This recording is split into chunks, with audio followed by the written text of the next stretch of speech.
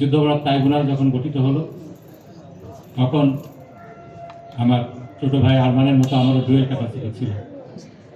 আইনজীবী হিসাবে আমাদের যে ডিফেন্স টিম ছিল সেটার কেস ম্যানেজার হিসেবে দায়িত্ব পালন করেছি।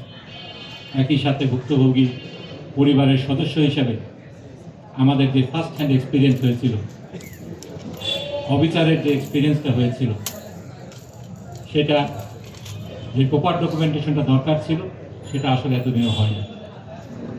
স্কাইপ কেলেঙ্কারির কথা আমার সিনিয়র বন্ধু বললেন।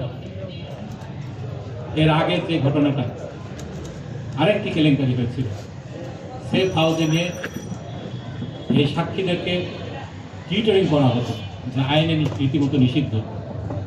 এটার বিষয়ে যখন আমার দেশে রিপোর্ট আসলো, এটাকে আউটরাইট অস্বীকার করা হলো।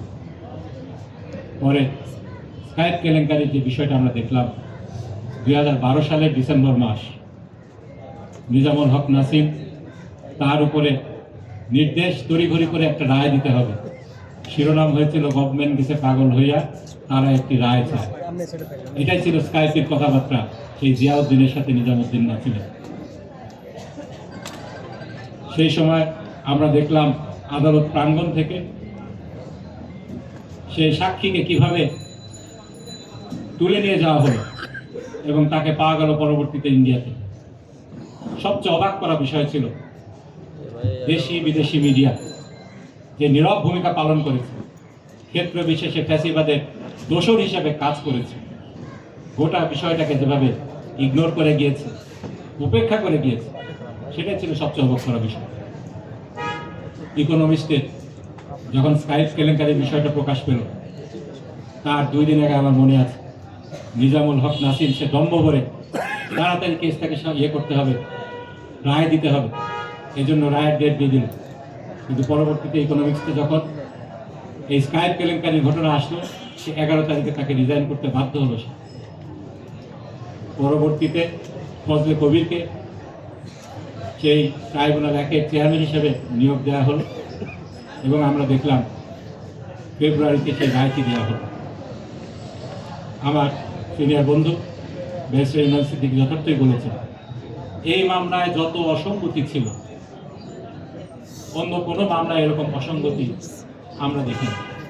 তা সত্ত্বেও সম্পূর্ণ অন্যায়ভাবে একটা খালি ঘটনা বলি, ইব্রাহিম কুট্টি নামে একজনকে হত্যা করা হয়েছে।